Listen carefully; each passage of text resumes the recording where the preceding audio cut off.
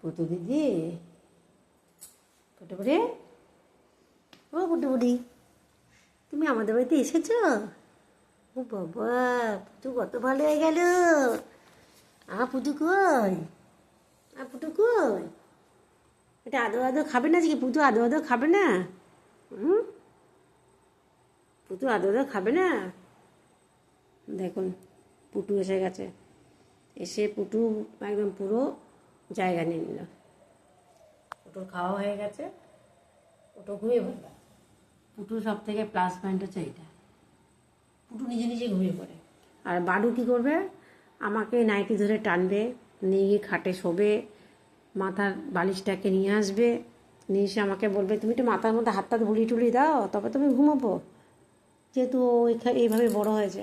আর পুটু তো ধরুন রাস্তার কুকুর, ও জানে যে আমার তো কেউ নেই, যেভাবে হোক ঘুমিয়ে পড়ি।